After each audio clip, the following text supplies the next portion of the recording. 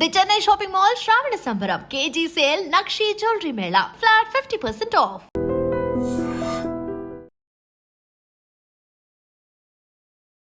అందరికీ నమస్కారం. Welcome to healthy conversations with I dream.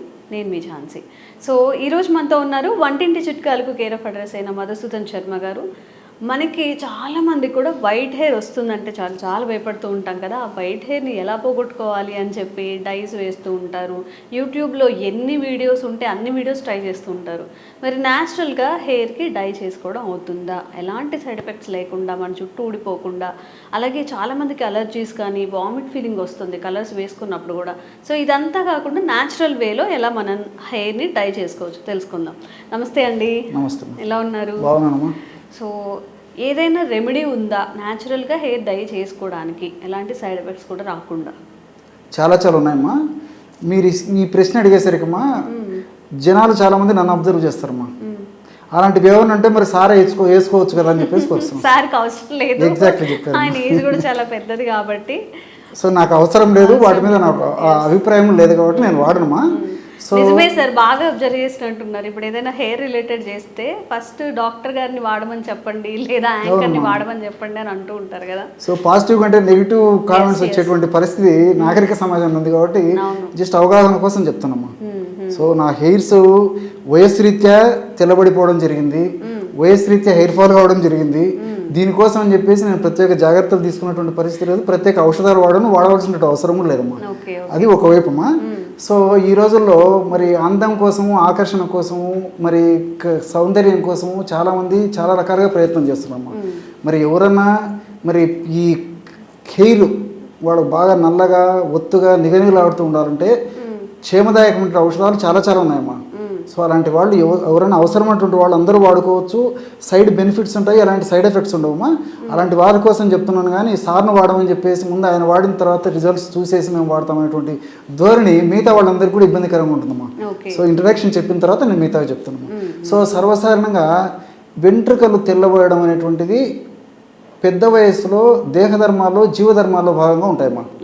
So ఏ విధంగా అయితే వయస్సు పెరిగే కొద్దీ కంటికి సంబంధించిన ఇబ్బందులు, మోకాళ్ళకు సంబంధించిన ఇబ్బందులు, జీర్ణ వ్యవస్థకు సంబంధించిన ఇబ్బందులు, మెదడుకు సంబంధించిన ఇబ్బందులు ఈ విధంగా కలుగుతుంటాయో అందులో భాగంగా దేహధర్మాల్లో భాగంగా జీవధర్మాల్లో భాగంగా వెంట్రుకలు కూడా తెలుపుదనానికి సంతరించుకుంటాయి. సర్వసాధారణంగా 55 సంవత్సరాలు దాటినటువంటి వాళ్ళు జరుగుతాయమ్మా. కానీ ఈ మధ్య కాలంలో నాగరిక ప్రభావం చేత, పాశ్చాత్య నాగరిక ప్రభావంతో మనం తీసుకునేటువంటి ఆహార విధి విధానాల సమస్యల వల్ల, అదేవిధంగా పోషకాహార లోపం వల్ల, అట్లే విటమిన్ డి లోపం వల్ల, మానసిక ఒత్తిడి వల్ల, సరైనటువంటి విశ్రాంతి లేకపోవడం చేత, సరైనటువంటి పద్ధతులు నిద్ర లేకపోవడం చేత, ఇలా వివిధ రకాలైన కారణాల వల్ల చిన్న వయస్సులోనే వెంట్రుకలు తెల్లబడడం జరుగుతుందమ్మా. వెంట్రుకలు తెల్లబడిపోతున్నాయి అన్నమాట. ఈ రోజుల్లో మరి 10 సంవత్సరాలు 5 సంవత్సరాల పిల్లలకు తెల్లబడేటువంటి పరిస్థితి చూస్తున్నాము.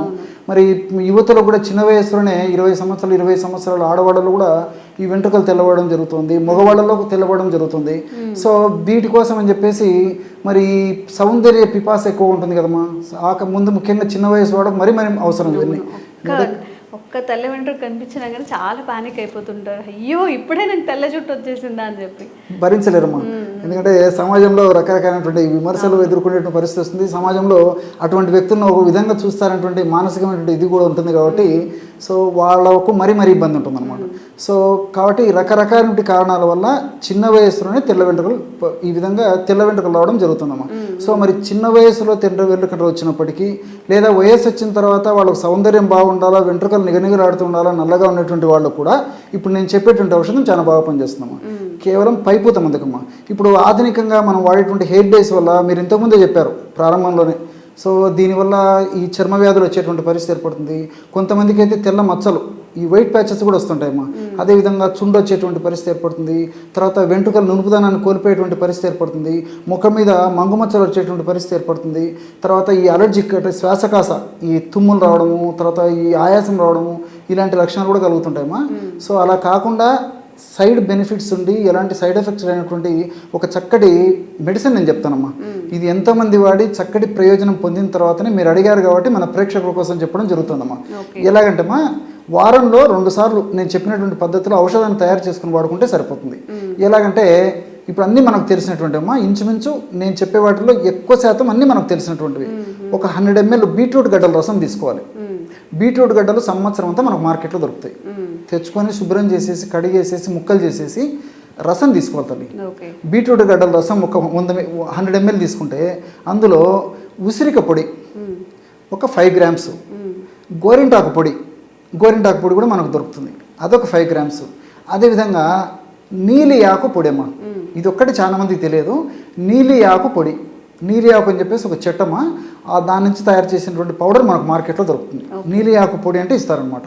సో ఆ నీలి ఆకు పొడి ఒక 5 grams, అంటే 100 ml ఈ బీట్రూట్ రసంలో 5 grams చొప్పున, అంటే ఒక టీ స్పూన్ చొప్పున, ఒక చిన్న చెంచా చొప్పున ఉసిరిక పొడి, గోరింట పొడి, నీలి ఆకు పొడి అన్నీ బాగా కలిపేసేసి ఆ కలిసినటువంటి పదార్థాన్ని ఈ స్కాల్ప్ మీద వెంట్రుకలకు అంతా అప్లై చేసేయాలమ్మా. అసలు ఆ నీలి ఆకు పొడి అనేది ఎక్కడ దొరుకుతుంది? ఆయుర్వేద ఔషధ విక్రయ స్టోర్స్లో దొరుకుతుంది, ఆన్లైన్లో కూడా తెప్పించుకోవచ్చు, ప్రాబ్లం లేదమ్మా.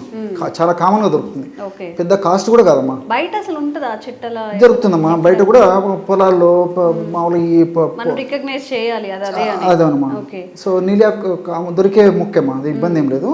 సో మనకు అవి కష్టపడి సేకరించుకొని ఆ ముక్క కనుక్కొని తెచ్చుకొని ఎండబెట్టే దానికంటే కూడా మనకు మార్కెట్లో పౌడర్ దొరుకుతుంది కాబట్టి ప్రామాణిక కంపెనీ వాళ్ళు తయారు చేసేటువంటి, స్టాండర్డ్ కంపెనీ వాళ్ళు తయారు చేసేటువంటి ఈ నీలియాకు పొడి తెచ్చుకుంటే సరిపోతుందమ్మా. సో ఆన్లైన్లో కూడా ఇప్పుడు దొరుకుతుంది నీలియాకు పొడి అని చెప్పేస్తే మనకు అమెజాన్ ఇలాంటి వాటిలో, ఫ్లిప్కార్ట్ ఇలాంటి వాటి నుంచి కూడా మనం తెప్పించుకోవచ్చు.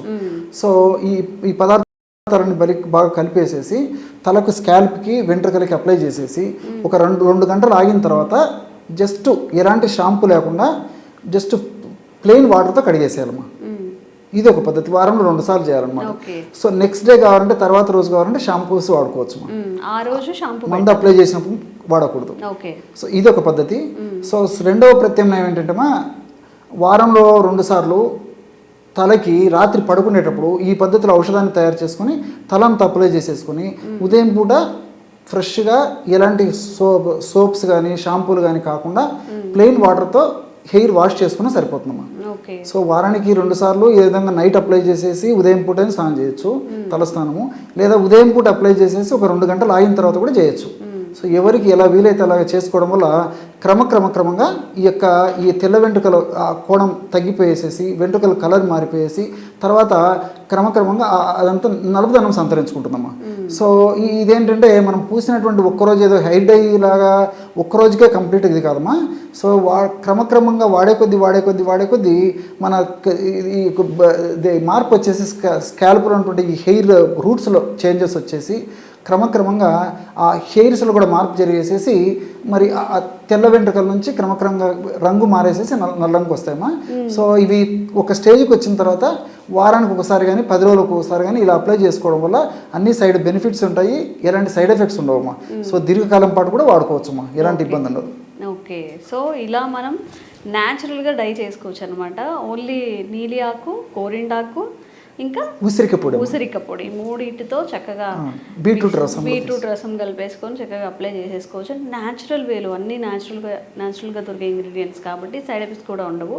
ఈ కలర్స్లో అమోనియా కలిపేయడం వల్ల అప్లై చేసినప్పుడు కూడా వామిటింగ్ ఫీలింగ్ వస్తుంది కాబట్టి ఇవన్నీ అవాయిడ్ చేస్తే చక్కగా మన హెయిర్ని న్యాచురల్ వేలో ట్రై చేసుకోవచ్చు. తప్పకుండా ట్రై చేయండి. Thank you sir.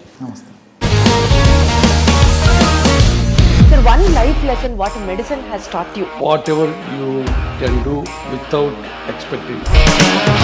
But I really believe మన పాజిటివ్ యాటిట్యూడ్ ఉంటేనే మనం ఏదైనా సాధించగలం. గట్ని మనం కరెక్ట్గా డీల్ చేసినట్లయితే అది మనకి పాజిటివ్ హార్మోన్స్ని రిలీజ్ చేస్తుంది. షుగర్ వచ్చిన వాళ్ళ పరిస్థితి ఏంటి? పొట్ట దగ్గర పెరిగితే దాన్ని ఆండ్రాయిడ్ అంటారు, ఆండ్రాయిడ్ ఫోన్ కదా. అసలు థాట్స్ ఎందుకు వస్తాయి? బ్రెయిన్ డెడ్ అంటే దానికి ప్రపంచం అంతా కూడా కొన్ని నిర్దిష్టమైనటువంటి లక్షణాలు. మానసికంగా ధైర్యంగా ఉంటే క్యాన్సర్ జయించవచ్చు. You are a doctor for a cause sir, అంతే. వాళ్ళకి వచ్చిన ఆదాయం కాకుండా ఫ్రీ సర్వీస్ ఎంతమందికో చేస్తుంది.